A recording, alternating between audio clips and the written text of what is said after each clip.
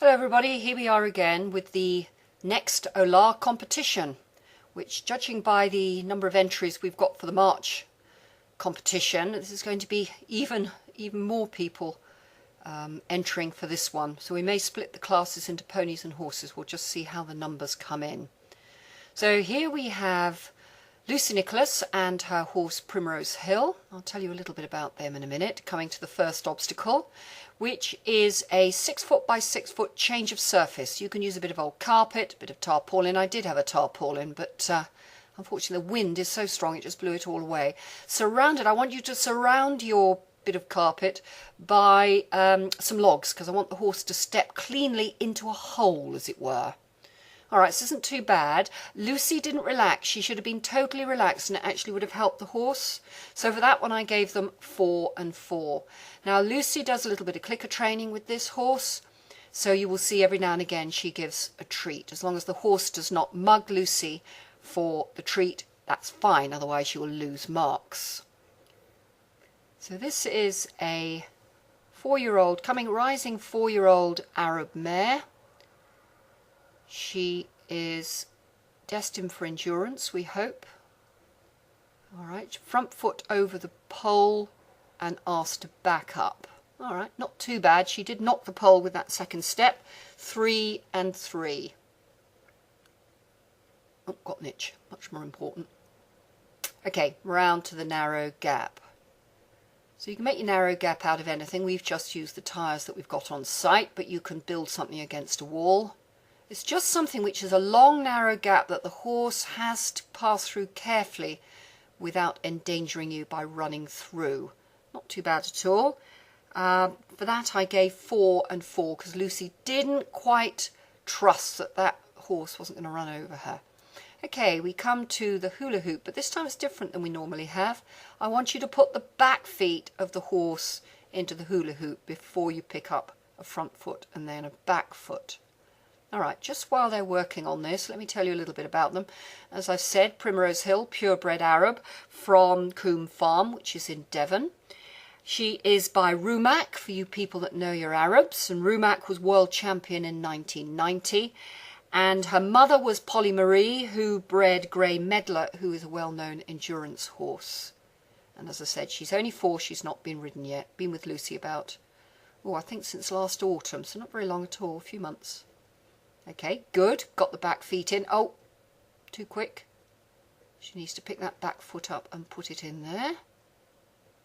Lucy runs the Saddlery Shop, who are a sponsor of OLHA competition.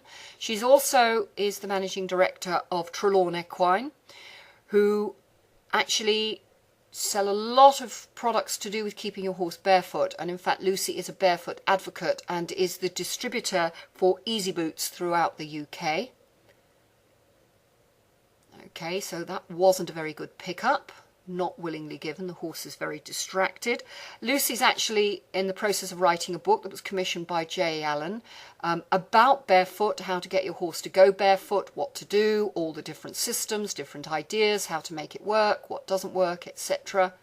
And that is due out in spring 2012. So this obstacle has not been their finest hour, has it?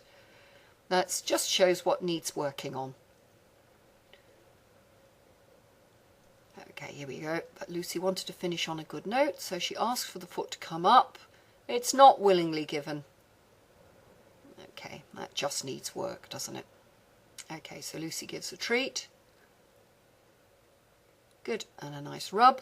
And for that, I could only give them 1 and a 2, but really it wasn't very good.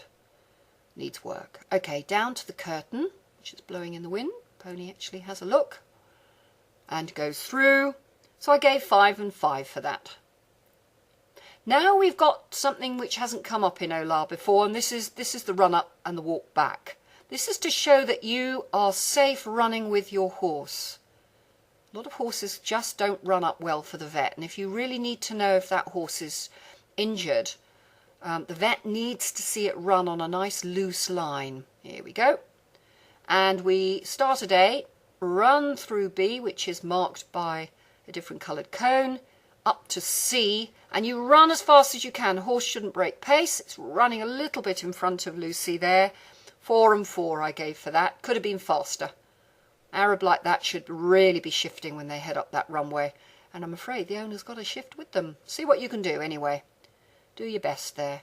Now we're walking back from C, where they are now, back to the halfway through that runway.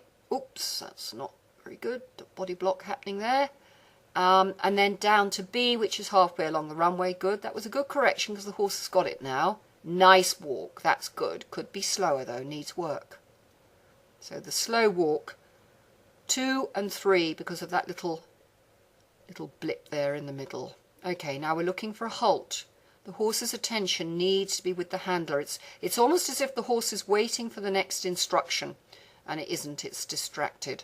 We think actually she was in season because she does come down here once a week, and she's normally very quiet and amenable. But today I think the wind really wound her up a little bit, although she's doing well. So this walk should be slower, a lot slower. There should be a real difference between your fast walk and your slow walk.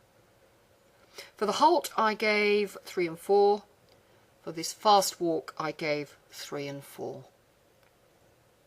So you may not have cones to mark out a runway on your property. Don't worry, as long as we can see that you're running as far as you can. I mean, we've done 150 feet, about 50 metres, but you may not have that amount of space. Just do as much as you can there. And if you actually physically can't run, don't worry. Just do your best. Good, that wasn't bad. That was quite nice. Pony pushed into her a little bit there on the S-bend. Okay. Lucy's rewarding. What the ideal is that the horse goes through that S-bend with no change of pace, so that it's smooth as the horse goes round.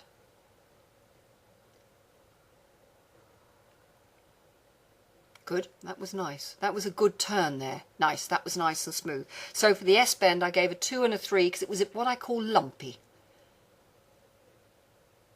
It wasn't a nice smooth walk at all. Okay, now we've got the jump. Now this is a young horse, so Lucy is keen not to overdo anything that might stress her joints. Okay, nice loose rope. Oh, horse is jumping behind her and falls over the rope, nearly over the jump, nearly running into her.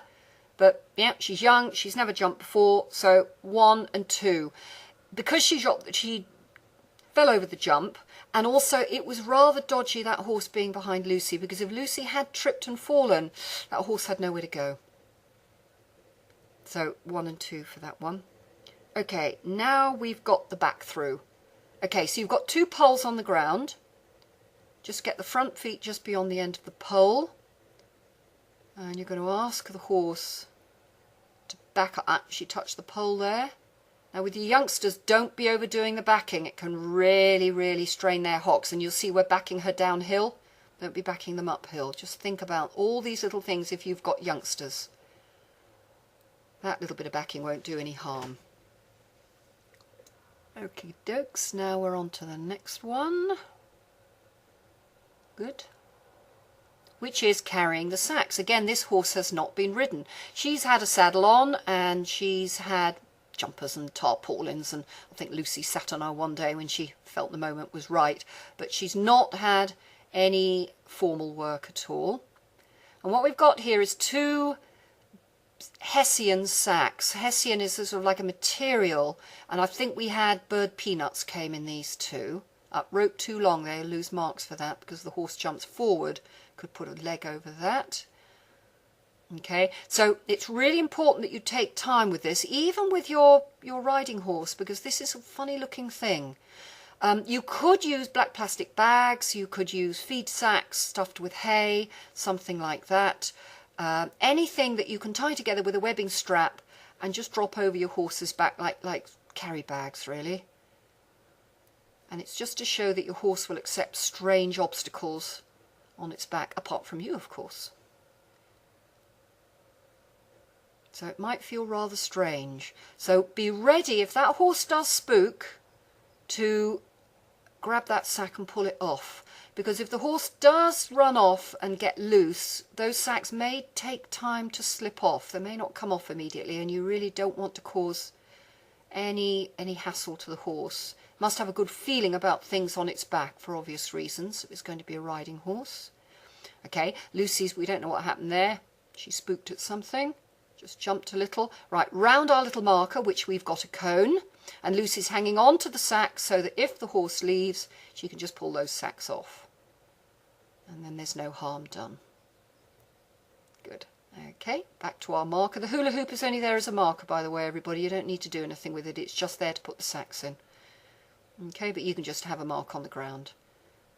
Okay, drop the sacks down. She let her have a look at them. Good. Okay, another treat. What's good is this horse isn't mugging for treats. It's when you see horses and they're biting at people to get a tidbit and they're feeding them desperately. It's not a good thing to see. Okay, now through the scary corner. At least 2 elements of your scary corner must be above the horse's head. I want things to be happening above. I mean, we've been a little bit excessive on our flags because we thought, well, the wind was good. Okay, and through there. So the carry sack was 3-3 and the scary corner was 4-4. Lucy looks pleased with that. That's good. That was without practice. Just had a little go around before we started filming. So that's good for a first go. You guys have got a month to practice this. So enjoy yourself and go and play. And send your videos in. We do enjoy watching them.